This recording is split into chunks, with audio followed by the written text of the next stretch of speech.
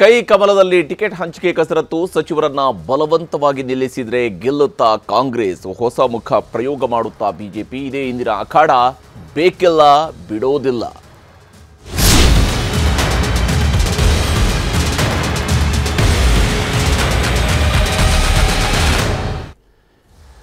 ಸದ್ಯ ಕಾಂಗ್ರೆಸ್ನಲ್ಲಿ ಪರಿಸ್ಥಿತಿ ಹೇಗಿದೆ ಅಂತ ಹೇಳಿದ್ರೆ ಕೆಲವು ಮಂತ್ರಿಗಳಿಗೆ ಟಿಕೆಟ್ ಬೇಕಿಲ್ಲ, ಆದರೆ ಪಕ್ಷದ ಹೈಕಮಾಂಡ್ ಅವರನ್ನು ಬಿಡ್ತಾ ಇಲ್ಲ ಅಥವಾ ಬಿಡೋದೂ ಇಲ್ಲ ಅನ್ನುವಂತಹ ಸ್ಥಿತಿಯಲ್ಲಿದೆ. ಬಿಜೆಪಿಯಲ್ಲೂ ಕೂಡ ಪರಿಸ್ಥಿತಿ ತೀರಾ ಭಿನ್ನವಾಗಿ ಏನೂ ಇಲ್ಲ.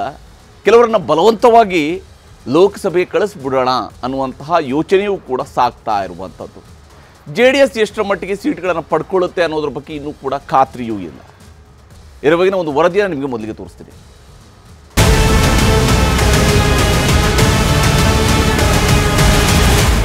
ಲೋಕಸಭೆ ಅಖಾಡದಲ್ಲೀಗ ಟಿಕೆಟ್ ಹಂಚಿಕೆಯ ಕಸರತ್ತು ಜೋರಾಗಿದೆ. ರಾಜ್ಯದಲ್ಲಿರೋ 28 ಕ್ಷೇತ್ರಗಳಲ್ಲಿ 28 ಗೆದ್ದೇ ಬಿಡ್ತೀವಿ ಎಂಬ ಲೆಕ್ಕಾಚಾರದಲ್ಲಿ ಕಮಲಪಾಳಯ ಮುಳುಗಿದೆ. ಮತ್ತೊಂದೆಡೆ ಕಾಂಗ್ರೆಸ್ ಕೂಡ 20ಕ್ಕೂ ಹೆಚ್ಚು ಸ್ಥಾನಗಳ ಟಾರ್ಗೆಟ್ ಇಟ್ಕೊಂಡಿದೆ. ಆದರೆ ರಾಜ್ಯದಲ್ಲಿ ಸದ್ಯ ನಡೆಯುತ್ತಿರೋ ಬೆಳವಣಿಗೆ ನೋಡಿದ್ರೆ ಎರಡೂ ಪಕ್ಷಗಳು ತಮ್ಮ ಗುರಿ ತಲುಪೋದು ಅನುಮಾನ. ಯಾಕಂದ್ರೆ ಬಿಜೆಪಿಯಲ್ಲಿ ಹಳಬರಿಗೆ ಕೊಡಬೇಕೋ ಹೊಸಬರಿಗೆ ಮಣೆ ಹಾಕಬೇಕೋ ಎಂಬ ಗೊಂದಲ ಮುಂದುವರೆದಿದ್ರೆ ಕಾಂಗ್ರೆಸ್ನಲ್ಲಿ ಒತ್ತಾಯ ಮಾಡಿ ಸಚಿವರನ್ನ ಚುನಾವಣಾ ಅಖಾಡಕ್ಕೆ ತಳ್ಳುವ ಪ್ರಯತ್ನ ಸಾಗಿದಂತಿದೆ. ಇದೇ ಈಗ ಎರಡೂ ಪಕ್ಷಗಳಿಗೆ ರಾಜ್ಯದಲ್ಲಿ ಎದುರಾಗಿರುವ ಸವಾಲಾದ್ರೆ ಬಿಜೆಪಿಯ ಜೊತೆ ಮೈತ್ರಿ ಮಾಡಿಕೊಂಡಿರುವ JDSಗೆ ಹಾಸನ ಬಿಟ್ರೆ ಮತ್ತೆ ಯಾವ ಸೀಟು ತಮಗೆ ಸಿಗುತ್ತೆ ಎನ್ನುವುದೇ ಸ್ಪಷ್ಟವಾಗಿ ಗೊತ್ತಿಲ್ಲದ ಪರಿಸ್ಥಿತಿ ಸದ್ಯಕ್ಕಿದೆ. ಕಾಂಗ್ರೆಸ್ ಟಿಕೆಟ್ ಆಯ್ಕೆಗಾಗಿ ಈಗಾಗಲೇ ಒಂದು ಸುತ್ತಿನ ಸಭೆ ಆಗಿದೆ. ರಾಜ್ಯದ 15 ಕ್ಷೇತ್ರಗಳ ಪಟ್ಟಿ DK ಕೈನಲ್ಲಿ ಇತ್ತಾದ್ರೂ ಸದ್ಯ ಕಾಂಗ್ರೆಸ್ ಹೈಕಮಾಂಡ್ 8 ಅಭ್ಯರ್ಥಿಗಳಿಗೆ ಗ್ರೀನ್ ಸಿಗ್ನಲ್ ಕೊಟ್ಟಿರುವ ಮಾಹಿತಿ ಲಭ್ಯವಾಗಿದೆ. ಬೆಂಗಳೂರು ಗ್ರಾಮಾಂತರದಿಂದ DK ಸುರೇಶ್, ಮಂಡ್ಯದಿಂದ ಸ್ಟಾರ್ ಚಂದ್ರು, ವಿಜಯಪುರದಿಂದ ರಾಜು ಅಲಗೂರು, ತುಮಕೂರಿನಿಂದ ಮುದ್ದಹನುಮೇಗೌಡ, ಶಿವಮೊಗ್ಗದಿಂದ ಗೀತಾ ಶಿವರಾಜ್ಕುಮಾರ್, ಹಾಸನದಿಂದ ಶ್ರೇಯಸ್ ಪಟೇಲ್ ಸ್ಪರ್ಧೆ ಖಚಿತವಾಗಿದೆ. ಉಳಿದಂತೆ ಉಡುಪಿ ಚಿಕ್ಕಮಗಳೂರು ಕ್ಷೇತ್ರದಿಂದ ಜಯಪ್ರಕಾಶ್ ಹೆಗಡೆ, ಚಿತ್ರದುರ್ಗದಿಂದ BN ಚಂದ್ರಪ್ಪ ಫೈನಲ್ ಆಗಿದೆ. ಜಯಪ್ರಕಾಶ್ ಹೆಗಡೆ ಪಕ್ಷ ಸೇರ್ಪಡೆಯಾಗಬೇಕಿದ್ದು ಹೋಲ್ಡ್ ಮಾಡಲಾಗಿದೆ. ಮೀಟಿಂಗ್ ನಡೀತು, ಅದು ಮಿಕ್ಕಿದೆಲ್ಲ ಅವರು ಪ್ರೊಸೀಜರ್ ಮಾಡ್ತಾರೆ. ಸೊ ನಾವು ಜನರಲ್ ಏನು ಮಾತಾಡಬೇಕು ಪಕ್ಷದ ಸಂಘಟನೆ ವಿಚಾರದಲ್ಲಿ ಚರ್ಚೆ ಮಾಡಿದ್ವಿ ಅಷ್ಟೇ. 50% ಚರ್ಚೆ ಮಾಡಿದ್ದೀವಿ ಅಂತ ಹೇಳಿದ್ವಿ. 50% ನಾವು ಈ ಸಬ್ಜೆಕ್ಟ್ ಇಟ್ಟಿದ್ದೆ 15%, 50% ಫುಲ್ ಏನು ಇಡಲಿಲ್ಲ ನಾವು. ಹೀಗೆ DCM DK Shivakumar ticket final ಆಗಿದೆ ಅಂತಿದ್ರು. ಕೆಲವು ಕ್ಷೇತ್ರಗಳಲ್ಲಿ ಕಾಂಗ್ರೆಸ್ಗೆ ಗೆಲ್ಲುವ ಭರವಸೆ ಇದ್ರೂ ಸೂಕ್ತ ಅಭ್ಯರ್ಥಿ ಇಲ್ಲದ ಪರಿಸ್ಥಿತಿ ಇದೆ. ಇದೇ ಕಾರಣಕ್ಕಾಗಿ ಪ್ರಮುಖ ಸಚಿವರನ್ನೇ ಲೋಕಸಭೆ ಕಣಕ್ಕೆ ಇಳಿಸುವ ಲೆಕ್ಕಾಚಾರದಲ್ಲಿದೆ. ಸಚಿವರು ಆರಂಭದಲ್ಲಿ ಸ್ಪರ್ಧೆಗೆ ತಕರಾರು ತೆಗೆದಿದ್ರು ಕೈ ಹೈಕಮಾಂಡ್ ಮಾತ್ರ ಪಕ್ಷ ಉಳಿಬೇಕು ಅಂದ್ರೆ ನೀವೆಲ್ಲ ನಿಲ್ಲಬೇಕು ಅಂತ ಸ್ಪಷ್ಟವಾಗಿ ಸೂಚನೆ ಕೊಟ್ಟಿರುವುದು ಸಚಿವರನ್ನ ಇಕ್ಕಟ್ಟಿಗೆ ಸಿಲುಕಿಸಿದೆ. ಹಾಗಿದ್ದರೆ ಯಾವ ಸಚಿವರು ಆರಂಭಿಕವಾಗಿ ಚುನಾವಣಾ ಅಖಾಡಕ್ಕೆ ಬಲವಂತವಾಗಿ ಇಳಿಯುವ ಸಾಧ್ಯತೆ ಇದೆ ಎನ್ನುವುದನ್ನು ತೋರಿಸ್ತೇವೆ. ಬೆಳಗಾವಿಯಿಂದ ಸತೀಶ್ ಜಾರಕಿಹೊಳಿ, ಚಾಮರಾಜನಗರದಿಂದ ಮಹದೇವಪ್ಪ, ಕೋಲಾರದಿಂದ ಮುನಿಯಪ್ಪ ನಿಲ್ಲಿಸೋ ಪ್ಲಾನ್ ಆಗಿದೆ. ಇದರ ಸುಳಿವು ಸಿಗುತ್ತಲೇ ಕೋಲಾರದಲ್ಲಿ ದೇವಸ್ಥಾನ, ದರ್ಗಾ, ಚರ್ಚ್ಗಳಿಗೆ ಭೇಟಿ ನೀಡುತ್ತಿದ್ದಾರೆ ಸಚಿವ ಮುನಿಯಪ್ಪ. ಕಾರ್ಯಕರ್ತರನ್ನ ವಿಶ್ವಾಸಕ್ಕೆ ತೆಗೆದುಕೊಳ್ಳುತ್ತಿದ್ದಾರೆ. ಕಾಂಗ್ರೆಸ್ ಹೈಕಮಾಂಡ್ ತೀರ್ಮಾನ ತಗೋಬೇಕು. ತೀರ್ಮಾನ ಏನೇ ತಗೊಂಡ್ಲಿ ಅದಕ್ಕೆ ನಾವೆಲ್ಲ ಬದ್ಧವಾಗಿರ್ತೀವಿ. ಕ್ಯಾಂಡಿಡೇಟ್ ಯಾರೇ ಆಗಲಿ ಕಾಂಗ್ರೆಸ್ ಅನ್ನ ಗೆಲ್ಲಿಸೋದು ನಮ್ಮ ಕೆಲಸ. ಆ ಕೆಲಸವನ್ನು ಮಾಡ್ತೀವಿ. ಹೈಕಮಾಂಡ್ ತೀರ್ಮಾನಕ್ಕೆ ಬದ್ಧವಾಗಿರ್ತೀವಿ. ಇಲ್ಲ, ಇದು ಕಾಂಗ್ರೆಸ್ ಕಥೆಯಾದ್ರೆ ಇತ್ತ ಬಿಜೆಪಿಯಲ್ಲೂ ಟಿಕೆಟ್ ಗೊಂದಲ ಮುಂದುವರೆದಿದೆ. ಹೇಗಿದ್ರೂ ಮೋದಿ ಹೆಸರಲ್ಲಿ ಚುನಾವಣೆ ಗೆದ್ದು ಬಿಡಬಹುದು ಎಂಬ ಲೆಕ್ಕಾಚಾರದಲ್ಲಿ ರಾಜ್ಯ ಕಮಲ ನಾಯಕರು ಕುಳಿತಿದ್ದಾರೆ. ಆದರೆ ಬಿಜೆಪಿ ವರಿಷ್ಠರು ಮಾತ್ರ ಎಲ್ಲವನ್ನ ಗೌಪ್ಯವಾಗಿಟ್ಟಿದ್ದಾರೆ. ಮೊದಲ ಲಿಸ್ಟ್ನಲ್ಲಿ ಇಲ್ಲ, ಎರಡನೇ ಲಿಸ್ಟ್ನಲ್ಲಿ ಸಸ್ಪೆನ್ಸ್. ಯಡಿಯೂರಪ್ಪ ಸುತ್ತಲೂ ಗಿರಿಕಿ ಹೊಡೆಯುತ್ತಿರೋ ಲಿಸ್ಟ್. ಬಿಜೆಪಿಯಲ್ಲೂ ಗೊಂದಲ, ಅಸಮಾಧಾನಗಳು ಹತ್ತಾರು. ಮೊದಲ ಲಿಸ್ಟ್ನಲ್ಲಿ ಕರ್ನಾಟಕದಿಂದ ಕೇಂದ್ರದಲ್ಲಿ ಮಂತ್ರಿಯಾಗಿರುವವರು ಸೇರಿದಂತೆ 25 ಸಂಸದರಲ್ಲಿ ಯಾರೊಬ್ಬರ ಹೆಸರು ಘೋಷಣೆ ಆಗಿರಲಿಲ್ಲ. ಹೀಗಾಗಿ ಎರಡನೇ ಲಿಸ್ಟ್ನಲ್ಲಿ ಕರ್ನಾಟಕದ MP ಅಭ್ಯರ್ಥಿಗಳ ಹೆಸರು ಇದ್ದೇ ಇರುತ್ತೆ ಎನ್ನುವುದು ರಾಜ್ಯದ ಕಮಲಕಲಿಗಳ ನಿರೀಕ್ಷೆ. ಹಾಗಿದ್ದರೂ ಒಂದಷ್ಟು ಹಾಲಿಗಳಿಗೆ ಕೈಕೊಟ್ಟು ಒಂದಷ್ಟು ಹೊಸ ಮುಖಗಳಿಗೆ ಮಣೆ ಹಾಕುವ ನಿರೀಕ್ಷೆ ಇದ್ದೇ ಇದೆ. ನನಗನ್ಸುತ್ತೆ ಇನ್ನೊಂದು ರೌಂಡ್ ಮಾತುಕತೆ ಆದಮೇಲೆ ಪಟ್ಟಿಯನ್ನು ಬಿಡುಗಡೆ ಮಾಡ್ತಾರೆ. ಸೊ ಆಲ್ಮೋಸ್ಟ್ ಆಲ್ ಒಂದು ಹಂತಕ್ಕೆ ಬಂದಿದೆ. ಯಾವುದು ಪ್ರಾಬ್ಲಮ್ಸ್ ಇದೆಯೋ ಆ ಪ್ರಾಬ್ಲಮ್ಸ್ ಇರೋಂಥ ಏರಿಯಾಗಳು ಮಾತ್ರ ಮತ್ತೊಂದು ಸರಿ ಚರ್ಚೆ ಮಾಡ್ಬೋದು ಅಂತ ಅನಿಸುತ್ತೆ. ಯಾವುದು ಯಾವಾಗ ಬಿಡುಗಡೆ ಆಗುತ್ತೆ ನನಗೆ ಗೊತ್ತಿಲ್ಲ. ಆದರೆ ಆದಷ್ಟು ಶೀಘ್ರದಲ್ಲಿ ಬಿಡುಗಡೆ ಆಗ್ತದೆ. ಅದು ಎಲ್ಲವೂ ನಮ್ಮ ರಾಷ್ಟ್ರೀಯ ನಾಯಕರು ತೀರ್ಮಾನ ಮಾಡ್ತಾರೆ. ಅದು ಈ ಹಿಂದೆಲ್ಲ ಸಾಕಷ್ಟು ಸರ್ತಿ ರಿಯಾಕ್ಷನ್ ಕೊಟ್ಟಾಗಿದೆ. ಟಿಕೆಟು ಇತ್ಯಾದಿ ಚರ್ಚೆ ಆಗಿದೆ. ಊಹಾಪೋಹಗಳಿಗೆ ಯಾವುದೇ ಉತ್ತರ ಇಲ್ಲ. ಇನ್ನು ಶಿಸ್ತಿನ ಪಕ್ಷ ಕೇಸರಿ ಟೀಮ್ನಲ್ಲಿ ಒಂದೊಂದು ಕ್ಷೇತ್ರಕ್ಕೂ ಅಭ್ಯರ್ಥಿ ಆಯ್ಕೆಯೇ ತಲೆಬಿಸಿ ಆಗಿಬಿಟ್ಟಿದೆ. ಬೆಳಗಾವಿ ಕ್ಷೇತ್ರದಲ್ಲಿ ಜಗದೀಶ್ ಶೆಟ್ಟರ್ ಅಥವಾ ಬಸನಗೌಡ ಪಾಟೀಲ್ ಯತ್ನಾಳ್ ನಿಲ್ಲಿಸೋದಕ್ಕೆ ಹೈಕಮಾಂಡ್ ಒಲವು ತೋರಿದೆ. ಮೊನ್ನೆ ಜೆಪಿ ನಡ್ಡಾ ಕೂಡ ಹಾಲಿ ಸಂಸದೆ ಮಂಗಳಾ ಅಂಗಡಿ ಹಾಗೂ ಬಸನಗೌಡ ಪಾಟೀಲ್ ಯತ್ನಾಳ್ರನ್ನ ಭೇಟಿ ಮಾಡಿ ಈಗಾಗಲೇ ಒಂದು ಸುತ್ತಿನ ಮಾತುಕತೆ ನಡೆಸಿದ್ದಾರೆ. ಆದರೆ ನಾನು ಲೋಕಸಭೆಗೆ ನಿಲ್ಲೋದಿಲ್ಲ ಅನ್ನೋದು ಯತ್ನಾಳ್ ಪಟ್ಟು. ನಾ ಹೇಳಿದೆ ಯಾವುದೇ ಲೋಕಸಭೆಗೆ ನಾನು ಸ್ಪರ್ಧೆ ಮಾಡೋದಿಲ್ಲ ಮತ್ತು ನನಗೆ ಕರ್ನಾಟಕದಲ್ಲಿ ಚುನಾವಣಾ ಪ್ರಚಾರದ ಜವಾಬ್ದಾರಿ ಕೊಡ್ರಿ. ಪ್ರತ್ಯೇಕವಾಗಿ 28 ಲೋಕಸಭೆ ಗೆಲ್ಲಿಸುವಂಥ ಪ್ರಾಮಾಣಿಕ ಪ್ರಯತ್ನ ನಮ್ಮ ಏನು BJPಯ ಎಲ್ಲ ಕಾರ್ಯಕರ್ತರು ಮಾಡ್ತಾಯಿದ್ದಾರೆ, ನಾನು ಮಾಡ್ತೇನೆ ಅಂತೇಳಿ ಅವರಿಗೆ ನಾನು ಭರವಸೆ ಕೊಟ್ಟಿದ್ದೀನಿ. ಇನ್ನು ಹಾವೇರಿ ಕ್ಷೇತ್ರದಲ್ಲಿ ಮೂವರ ನಡುವೆ ಪೈಪೋಟಿ ಇದೆ. ಹೈಕಮಾಂಡ್ ಬಸವರಾಜ ಬೊಮ್ಮಾಯಿ ಅಥವಾ ಜಗದೀಶ್ ಶೆಟ್ಟರ್ ನಿಲ್ಲಿಸಲು ಪ್ಲಾನ್ ಮಾಡಿದೆ. ಆದರೆ ಮಾಜಿ ಸಚಿವ ಈಶ್ವರಪ್ಪ ಪುತ್ರ ಕಾಂತೇಶ್ ಈಗಾಗಲೇ ಕ್ಷೇತ್ರದಲ್ಲಿ ಸುತ್ತಾಡಿದ್ದಾರೆ. ಇದೀಗ ಕಾಂತೇಶ್ ಮುನಿಸಿಕೊಂಡಿದ್ದು ಬೆಂಬಲಿಗರೊಂದಿಗೆ ಸಭೆ ಮಾಡಿದ್ದಾರೆ. ಯಡಿಯೂರಪ್ಪನವರ ಮನೆಗೆ ಹೋದಂಥ ಸಂದರ್ಭದಲ್ಲಿ ಅವರು ತುಂಬ ಸಂತೋಷದಿಂದ ಖಂಡಿತವಾಗಿಯೂ ಟಿಕೆಟೂ ಕೂಡ ಕೊಡಿಸ್ತೇನೆ, ಪ್ರಚಾರದಲ್ಲೂ ಭಾಗವಹಿಸ್ತೀನಿ, ನಿನಗೆ ಗೆಲ್ಲಿಸೋಂಥ ಜವಾಬ್ದಾರಿ ನಂದು ಅಂತ ರಾಜ್ಯದ ಅಧ್ಯಕ್ಷರಾದಂಥ ವಿಜೇಂದ್ರ ಅವರು, ಯಡಿಯೂರಪ್ಪನವರು ಮತ್ತು ರಾಘವೇಂದ್ರ ಅವರು ನನಗೆ ಟಿಕೆಟ್ ಕೊಡಿಸೋಂಥ ವಿಶ್ವಾಸ ಖಂಡಿತವಾಗಿ ನನಗಿದೆ. ಕಾಫಿನಾಡು ಚಿಕ್ಕಮಗಳೂರಿನಲ್ಲಿ ಹಾಲಿ ಸಂಸದೆ ಶೋಭಾ ಕರಂದ್ಲಾಜೆ ಹಾಗೂ ಸಿಟಿ ರವಿ ನಡುವೆ ಪೈಪೋಟಿ ಇದೆ. ಶೋಭಾಗೆ ಟಿಕೆಟ್ ಫೈನಲ್ ಆಗೋ ಸುಳಿವು ಸಿಗುತ್ತಲೇ ಅಸಮಾಧಾನ ಹೊರಹಾಕಿದ್ದಾರೆ ಸಿಟಿ ರವಿ. ಲೋಕಸಭೆ ಚುನಾವಣೆ ನಂತರ ಯಾರ್ಯಾರು ವಿಧಾನಸಭಾ ಚುನಾವಣೆಯಲ್ಲಿ ಹೇಗೆ ನಡ್ಕೊಂಡ್ರು, ಈ ಎಲ್ಲ ಪ್ರಶ್ನೆಗಳಿಗೆ ಉತ್ತರ ಕೊಡೋಕ್ಕೆ ನನ್ನ ಹತ್ರ ಇದ್ದಾವೆ. ಲೋಕಸಭೆ ಚುನಾವಣೆ ನಂತರ ಬಹಳ ವಿಷಯಗಳು ಹೇಳೋಕ್ಕಿದೆ, ಹೇಳ್ತೀನಿ.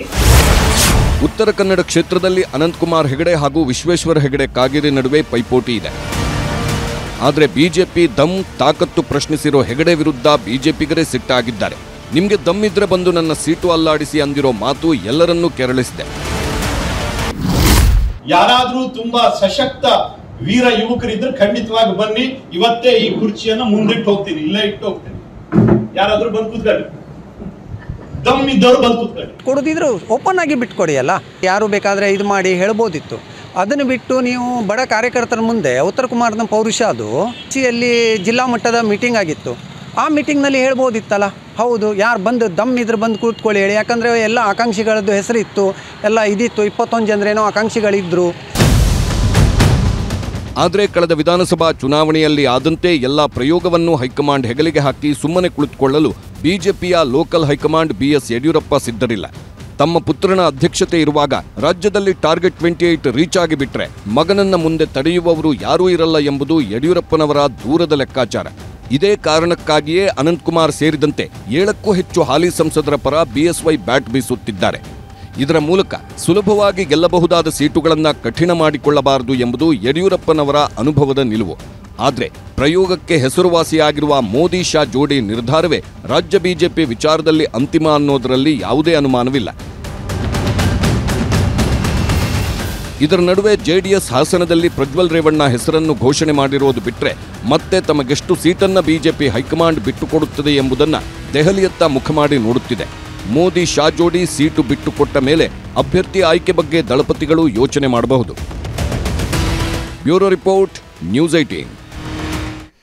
ಎಸ್, ಈ ಒಂದು ಸೀಟು ಹಂಚಿಕೆ ಪ್ರಕ್ರಿಯೆ ನಿಜಕ್ಕೂ ಕೂಡ ಇಂಟ್ರೆಸ್ಟಿಂಗ್ ಆಗಿರುವಂತಹ ಡೆವಲಪ್ಮೆಂಟ್ಸ್. ಒಂದಿಷ್ಟು ಮಂದಿ ನಮಗೆ ಟಿಕೆಟ್ ಬೇಕು ಅಂತ ಕೇಳ್ತಿದ್ದಾರೆ, ಇನ್ನೊಂದಷ್ಟು ಮಂದಿ ಟಿಕೆಟ್ ತಾನೇ ಪಡ್ಕೊಂಡು ಬಿಟ್ಟಿದ್ದೀನಿ ಅನ್ನೋಂಥ ರೀತಿಯಲ್ಲೂ ಕೂಡ ವರ್ತಿಸ್ತಾ ಇದ್ದಾರೆ. ಮತ್ತೊಂದಷ್ಟು ಮಂದಿಗೆ ತಮ್ಮ ಹಿಂದ್ಗಡೆ ಏನು ನಡೀತಾ ಇದೆ, ಏನು ನಡೀಬಹುದು ಅನ್ನೋದ್ರ ಬಗ್ಗೆ ಒಂದಿಷ್ಟು ಅನುಮಾನಗಳಿದ್ದಾವೆ. ಕೆಲವ್ರನ್ನ ಬಲವಂತವಾಗಿ ಕೆಳಗಿಳಿಸಬೇಕಾದಂತಹ ಪ್ರಯತ್ನ ಇದ್ದೇ ಇದೆ. ಅದರಲ್ಲೂ ಕೂಡ ಮಂತ್ರಿಗಳಾಗಿರೋರಿಗೆ ಮಂತ್ರಿಯಾಗಿ ಸೇಫ್ ಆಗಿರುವಾಗ ಸುಮ್ಮನೆ ಹೋಗಿ ಲೋಕಸಭೆಯಲ್ಲಿ ಕುಳಿತು ನಾವೇನು ಮಾಡಬೇಕು, ಅಲ್ಲೇನು ಸರ್ಕಾರ ಬಂದು ನಾವೇನಾದರೂ ಮಂತ್ರಿ ಆಗ್ತೀವಾ ಅನ್ನೋದ್ರ ಬಗ್ಗೆ ಅನುಮಾನ ಇರೋದ್ರಿಂದಾಗಿ ಮಂತ್ರಿಗಳಿಗೆ ತಮ್ಮ ಸೀಟು ಬಿಟ್ಟು ಕೊಡುವಂತಹ ಅಥವಾ ಸೀಟನ್ನು ಬಿಟ್ಟು ಚುನಾವಣೆಗೆ ನಿಲ್ಲುವಂತಹ ಆಸೆ ಎಷ್ಟರ ಮಟ್ಟಿಗಿದೆ ಅನ್ನೋದ್ರ ಬಗ್ಗೆ ಕೂಡ ಮಾತನಾಡಲೇಬೇಕಾಗಿರುವಂಥದ್ದು. ನಮ್ಮ ಜೊತೆಗೆ ಸ್ಟುಡಿಯೋದಲ್ಲಿ ಅತಿಥಿಗಳು ಕೂಡ ಜಾಯ್ನ್ ಆಗಿದ್ದಾರೆ. ಭಾರತೀಯ ಜನತಾ ಪಕ್ಷದ ವಕ್ತಾರರಾಗಿರುವ ಭಾಸ್ಕರ್ ರಾವ್ ಅವರೊಂದಿಗೆ ಕಾರ್ಯಕ್ರಮದಲ್ಲಿ ಜಾಯ್ನ್ ಆಗಿದ್ದಾರೆ. JDSನ ರಾಜ್ಯ ವಕ್ತಾರರಾಗಿರುವ ಗಂಗಾಧರ ಮೂರ್ತಿ ಅವರಿದ್ದಾರೆ. ಹಾಗೆಯೇ ಕಾಂಗ್ರೆಸ್ನ ರಾಜ್ಯ ವಕ್ತಾರರಾಗಿರುವ ನಟರಾಜ್ ಗೌಡ್ರೊಂದಿಗೆ ಕಾರ್ಯಕ್ರಮದಲ್ಲಿ ಜಾಯ್ನ್ ಆಗಿದ್ದಾರೆ. ದಿ ಟೈಮ್ಸ್ ಆಫ್ ಇಂಡಿಯಾ ಪತ್ರಿಕೆಯ ಹಿರಿಯ ಸಹಾಯಕ ಸಂಪಾದಕ BV ಶಿವಶಂಕರ್ ಅವರು ಕೂಡ ಮುಂದಿನ ಹಂತದಲ್ಲಿ ನಮ್ಮ ಜೊತೆಗೆ ಕಾರ್ಯಕ್ರಮದಲ್ಲಿ ಜಾಯ್ನ್ ಆಗ್ತಾರೆ. ನಾನು ಚರ್ಚೆಯನ್ನು ಮೊದಲಿಗೆ ಆರಂಭಿಸಿ ನಟರಾಜ್ ಗೌಡ್ರ ಮೂಲಕ. ನಟರಾಜ್ ಗೌಡ್ರೆ, ಯಾವ ರೀತಿಯಾಗಿ ಈಗಾಗಲೇ 6 ಸೀಟ್ಗಳಿಗೆ ಘೋಷಣೆ ಆಗಿದೆ ಹೆಸರು, 2 ಸೀಟ್ಗಳನ್ನೇನು ಹೋಲ್ಡಲ್ಲಿ ಇಟ್ಟಿದ್ದಾರಂತೆ. ಆದರೆ ಮಂತ್ರಿಗಳ ಕಾರಣಕ್ಕಾಗಿಯೇ ಕೆಲವು ಕ್ಷೇತ್ರಗಳು ಹಾಗೆ ಉಳಿಸ್ಕೊಂಡಿದ್ದಾರೆ, ಹೆಂಗೆ ಅಂತ? ಇಲ್ಲ, ಒಂದು ಹೈಕಮಾಂಡು ಒಂದು ಆಂತರಿಕ ಒಂದು ಸಮೀಕ್ಷೆ ಮಾಡಿಸಿ ತೆಗೆದುಕೊಂಡಿದೆ. ನಮಗೆ 20 ಸೀಟ್ ಗೆಲ್ಲೋಕ್ಕೆ ಯಾವ ರಣತಂತ್ರ ಮಾಡಬೇಕು, ಯಾರನ್ನು ಅಭ್ಯರ್ಥಿ ಮಾಡಬೇಕು ಅಂತ ಒಂದು ಸೂಚನೆಯನ್ನು ಹೈಕಮಾಂಡ್ ತೀರ್ಮಾನ ಮಾಡುತ್ತೆ. ಹೈಕಮಾಂಡ್ ತೀರ್ಮಾನ ಮಾಡಿದ ಮೇಲೆ ಅದು ಮಂತ್ರಿ ಆಗಲಿ ಅಥವಾ ಅಲ್ಲಿ ಶಾಸಕರಾಗಲಿ ಅಥವಾ ಬೇರೆ ನಾಯಕರಾಗಲಿ ನಿಲ್ಲಲಿಕ್ಕೆ ರೆಡಿ ಇರಬೇಕು. ಇದು ಕಾಂಗ್ರೆಸ್ ಪಕ್ಷದ ನಿಲುವು. ಆದರೆ ಒಂದು ಸಕಾರಾತ್ಮಕವಾದದ್ದು ಏನಾಗಿದೆ ಅಂದರೆ, ಕಳೆದ ಒಂದು ತಿಂಗಳಿಂದ 10 ಸಮೀಕ್ಷೆಗಳು ಬಂದಿದ್ದಾವೆ. ಅದು 10 ಸಮೀಕ್ಷೆಗಳಲ್ಲೂ ಕಾಂಗ್ರೆಸ್ಗೆ ಒಂದು ಮೇಲ್ಗೈ ಇದೆ. ಅಂದ್ರೆ ನಾವು 1 ಸೀಟ್ ಗೆದ್ದಿದ್ದೀವಿ. ಕಾಂಗ್ರೆಸ್ ಮಾಡಿಸಿರೋ ಸಮೀಕ್ಷೆನ ಅಥವಾ ಬೇರೆಯವರು ಮಾಡಿಸಿರೋ? ಇಲ್ಲ, ನಿಮ್ಮ ಎಲ್ಲ ಮಾಧ್ಯಮಗಳು ಮಾಡೋ ಸಮೀಕ್ಷೆಗಳು, ಎಲ್ಲ ಸಮೀಕ್ಷೆಗಳಲ್ಲೂ ಸಿ ವೋಟರ್ ಸಮೀಕ್ಷೆ ಸೇರಿನು ಕಾಂಗ್ರೆಸ್ಗೆ ಲಾಭದಾಯಕವಾಗಿದೆ ಈ ಚುನಾವಣೆ ಅಂತಾನೆ ಹೇಳ್ತಾ ಇದ್ದಾವೆ. ಆಮೇಲೆ ಬಿಜೆಪಿಗೆ ದುಸ್ಥಿತಿಲಿದೆ ಬಿಜೆಪಿ ಕರ್ನಾಟಕದ ರಾಜ್ಯದಲ್ಲಿ ಅಂತ ಹೇಳ್ತಾ ಇದೆ. ಯಾಕಂದ್ರೆ 26 ಗೆದ್ದಿರ್ತಕ್ಕಂಥವ್ರು ಅವರು 23ಕ್ಕೆ ನಿಲ್ಲೋಕೆ ಅಂತಹ ದುಸ್ಥಿತಿ ಬಂದ್ಬಿಟ್ಟಿದ್ದಾರೆ. 26 ಗೆದ್ದಿದ್ದಾರೆ, ನಿಲ್ಲೋದು 23ಕ್ಕೆ. ಆಮೇಲೆ 6 ಜನ 7 ಜನಕ್ಕೆ ನಿವೃತ್ತಿ ಆಲ್ರೆಡಿ ಘೋಷಣೆ ಆಗೋಗಿದೆ. ಸೊ ಅವ್ರಿಗೆ ಕಷ್ಟ ಇದೆ. ಕಾಂಗ್ರೆಸ್ಗೆ ಏಳಿಗೆ ಅನಿಸಿ ಒಂದು ನಮಗೆ ವಿಧಾನಸಭಾ 2 ಆದ್ರೂ ಕೂಡ 100% ಡಬಲ್ ಆದಂಗೆ 20 ಆಗುತ್ತೆ. 1 ಲೆಕ್ಕಕ್ಕಲ್ಲ, 20 ಆಗುತ್ತೆ. ಅದು ಬಹಳ ಮುಖ್ಯ ಆಗಿರೋದು. 20 ಹೆಂಗಾಗುತ್ತೆ ಅಂತ ನಾವು 43% ಮತ ತಗೊಂಡ್ವಿ ನಾವು ಗ್ಯಾರಂಟಿ ಯೋಜನೆಗಳ ಘೋಷಣೆಯೊಂದಿಗೆ. ವಿಧಾನಸಭಾ ಚುನಾವಣೆ 43% ಮತಗಳು. ಈಗ ನಮ್ಮ ಎಕ್ಸ್ಪೆಕ್ಟೇಷನ್ ಏನು, ಗ್ಯಾರಂಟಿ ಯೋಜನೆಗಳ ಅನುಷ್ಠಾನ ಕೂಡ ಆಗಿದೆ. ಬಿಜೆಪಿ ಅತ್ಯಂತ ದುರ್ಬಲ ಆಗಿದೆ. JDS ತಮ್ಮ ಮತಗಳನ್ನ ಕಳ್ಕೊಂಡಿದೆ. JDS ನಾಯಕರು 19 ಜನ ಶಾಸಕರು, ಒಂದು 4-5 ಶಾಸಕರು ನಾಯಕರು, ರಾಜ್ಯ ಮಟ್ಟದ ರಾಷ್ಟ್ರ ಮಟ್ಟದ ಒಬ್ಬರು ನಾಯಕರು JDS ನಲ್ಲಿ ಇದ್ದಾರೆ. ಅದು ಬಿಟ್ಟರೆ ಕಾರ್ಯಕರ್ತರು ಮತ್ತು ಮತದಾರರಿದ್ದಾರಲ್ಲ, ಎಲ್ಲ 70% ಮತದಾರರು ಕಾಂಗ್ರೆಸ್ ಪರವಾಗಿ ಬಂದಿದ್ದಾರೆ, 30% ಬಿಜೆಪಿ ಪರವಾಗಿ ಹೋಗಿದ್ದಾರೆ. JDSಗೆ ಮತಗಳು ಕಡಿಮೆ ಆಗ್ತವೆ. ಸೊ ಆ ನಿಟ್ಟಿನಲ್ಲಿ ನಮಗೆ 43% ಮತಗಳಿಂದ 53% ಪ್ಲಸ್ ಇನ್ನೊಂದು 3% 56% ಮತಗಳು ಬಂದು 20 ಸೀಟ್ಗಳನ್ನ ನಿರಾಯಾಸವಾಗಿ ಗೆಲ್ಲಬಹುದು. ಬಂದ್ರೆ ಕಾಂಗ್ರೆಸ್ ಅನ್ನ 22 ಸೀಟ್ ಗೆಲ್ಲೋದ್ರಿಂದ ತಡೆಯೋರು ಯಾರು? ಇಲ್ಲ, ಕೆಲವು ಕ್ಷೇತ್ರಗಳಲ್ಲಿ ಏನು ಗೊತ್ತಾ, ಕೆಲವು ಕ್ಷೇತ್ರಗಳಲ್ಲಿ ನಮಗೆ ಅನಿಸ್ತಾ ಇದೆ ಇನ್ನು ನಾವು ಪ್ರಯತ್ನಗಳು ಜಾಸ್ತಿ ಆಗಬೇಕು, ಸಂಘಟನೆ ಜಾಸ್ತಿ ಮಾಡಬೇಕು ಅಂತ. ಆದರೂ ಕೂಡ ಈಗ ಕೆಲವು ಕ್ಷೇತ್ರಗಳಲ್ಲಿ ಏನಂದ್ರೆ, ಈಗ ಬೆಂಗಳೂರು ರೂರಲ್ ನಮಗೆ ಬರುತ್ತೆ 65% ಮತ ಬರುತ್ತೆ. ಸೊ ಅದಕ್ಕೆ ಅವರೇಜ್ ಲೆಕ್ಕ 56% ಮತ ಬರ್ಬೋದು, ಆ ಲೆಕ್ಕ ಇದೆ.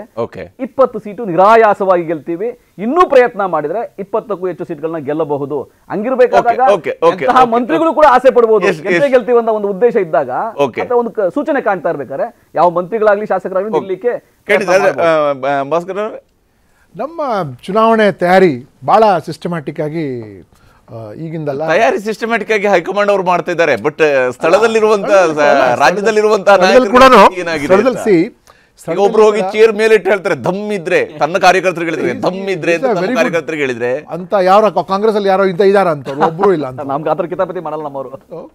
ಅದು ಒಂದು ಪ್ಲಸ್ ಪಾಯಿಂಟ್. ಅದು ರಾಜಕಾರಣ ಅಂದ್ರೆ ಇಟ್ ಇಸ್ ಪವರ್ ಪ್ಲೇ. ಅದು ಪವರ್ ಶೋಯಿಂಗ್ ದಟ್ ಹಿ ಹಸ್ ಅಷ್ಟು ಅವ್ರಿಗೆ ಹಿಡಿತಾ ಇದೆ ಅವ್ರ ಕ್ಷೇತ್ರದ ಮೇಲೆ ಅಂತ ಅವ್ರಿಗೆ ಹಿಡಿತಾ ಇದೆ. ಸೊ ಸಿಸ್ಟಮ್ಯಾಟಿಕ್ ಆಗಿ ನಾವು ಒಂದು ಪಟ್ಟಿ ಘೋಷಣೆ ಮಾಡಿ ಒಂದು ವಾರನೇ ಆಗ್ತಾ ಬಂತು. ಆ್ಯಂಡ್ ದೆನ್ ಬೂತ್ ಮಟ್ಟದಲ್ಲಿ ಏನೇನು ಮಾಡಬೇಕು, ಮತ್ತು Amit Shah school of elections ಇದೆಲ್ಲ, ಅದು ಒಂದು ರೀತಿ ಸೈಂಟಿಫಿಕ್ ಆಗಿ ಏನೇನು ಮಾಡಬೇಕಾಗಿದೆಲ್ಲ, ಒಂದೊಂದು ಕ್ಷೇತ್ರಕ್ಕೆ ಒಂದೊಂದು ಕ್ಲಸ್ಟರ್ಗೆ ಯಾರು ಉಸ್ತುವಾರಿ ಆಗಬೇಕು, ಮತ್ತು ಕೆಳ ಹಂತದಿಂದ ಕನಿಷ್ಠ ಕರ್ನಾಟಕದಿಂದ ಮಂತ್ರಿಗಳಾಗಿದ್ದವ್ರಿಗಾದ್ರೂ ಟಿಕೆಟ್ ಅನೌನ್ಸ್ ಆಗ್ಬೋದು ಅಂತ ಒಂದು ನಿರೀಕ್ಷೆ ಇತ್ತು. ಅದು ಆಗಲಿಲ್ಲ. ಅಂದರೆ ಕರ್ನಾಟಕದ ನಮ್ಮಲ್ಲಿ ಅಡ್ವಾಂಟೇಜ್ ಏನಂದರೆ ಒಂದು ಮೋದಿಯವರ ವರ್ಚಸ್ವ, ಮತ್ತು ನಾವು ದೇಶದ ಪರ ನಿಲ್ಲುವಂಥದ್ದು, ಮತ್ತು ಸನಾತನ ಪರ ನಿಲ್ಲುವಂಥದ್ದು, ಪ್ಲಸ್ ಕ್ಯಾಂಡಿಡೇಟ್ಸ್ ಅವ್ರದ್ದೇ ಒಂದು ವರ್ಚಸ್ವ. ಬಟ್ ಅದು ಕಾಂಗ್ರೆಸ್ ಪಾರ್ಟಿ ಒಳಗೆ ಗೆಲ್ತಾರೆ. DK ಸುರೇಶ್ ಗೆಲ್ತಾ ಇರೋದು ಕಾಂಗ್ರೆಸ್ ಪಾರ್ಟಿ ಅವ್ರ ವರ್ಚಸ್ವದಿಂದ ಅವರು ಗೆಲ್ತಾ ಇದ್ದಾರೆ ಹೊರತು. So that confidence which we have, in fact ನಮ್ಮ ಕಾನ್ಫಿಡೆನ್ಸ್ ಲೆವೆಲ್ ಎಷ್ಟಿದೆ ಅಂದರೆ, ಎಲೆಕ್ಷನ್ ಆದ ನಂತರ ನಾವು ಏನೇನು ಮಾಡಬೇಕು ಅದು ಕೂಡ ನಾವು ಈಗ ಪ್ಲ್ಯಾನ್ ಮಾಡ್ತಾಯಿದ್ದೀವಿ ಅಲ್ಲಿ ಕೂತ್ಕೊಂಡು. ಇದು ಕುತೂಹಲ ಬಂದೇ ಬರ್ತದೆ. ಯಾರು ಬರಬೇಕು ಒಂದು ಕ್ಷೇತ್ರದಲ್ಲಿ. ಬೇರೆ ಪಕ್ಷದಲ್ಲಂತೂ JDS ಅಫ್ಕೋರ್ಸ್ ಇಸ್ ಲೋಕಲ್ ಪಾರ್ಟಿಯವರು, ಅವ್ರು ಗಠಬಂಧನದಲ್ಲಿದ್ದಾರೆ ನಮ್ಮ ಜೊತೆಗ. ಒಂದೊಂದು ಕ್ಷೇತ್ರದಲ್ಲಿ ಕೂಡ 2, 3, 4 ಜನ ಇದ್ದಾರೆ ಅಂದರೆ ಅದರ ಅರ್ಥ ಏನು ಅಂದರೆ that much of leadership qualities available ಮುಂದೆ ಬರ್ತದೆ. ಓಕೆ ಖಂಡಿತ. ಗಂಗಾಧರ ಮೂರ್ತಿ ಅವ್ರ ಜೊತೆ ನಾನು ಮಾತನಾಡ್ತೀನಿ. ಹಾಗಾದರೆ JDS ಯಾವ ರೀತಿಯಾಗಿ ನೋಡ್ತಾ ಇದೆ? JDSನ ವೋಟ್ ಶಿಫ್ಟ್ ಆಗಿದೆ, ಕಾಂಗ್ರೆಸ್ ಕಡೆಗೆ ಹೋಗಿದೆ, BJP ಕಡೆಗೆ ಹೋಗಿದೆ ಅಂತ ಹೇಳಿ ಕಾಂಗ್ರೆಸ್ ಅವರು ಹೇಳ್ತಾರೆ. ಅದು ಎಷ್ಟು ಮಟ್ಟಿಗೆ JDS ಇದನ್ನು ಒಪ್ಪಿಕೊಳ್ಳುತ್ತೆ? ಅದರ ಬಗ್ಗೆ ಕೂಡ ಚರ್ಚೆ ನಾನು ಮುಂದುವರಿಸಿ. ಕನ್ನಡಿಗರ ಮೆಚ್ಚಿನ ನಿಮ್ಮ ನ್ಯೂಸ್ 18 ಕನ್ನಡ ಈಗ ವಾಟ್ಸ್ಆಪ್ನಲ್ಲಿಯೂ ಲಭ್ಯ.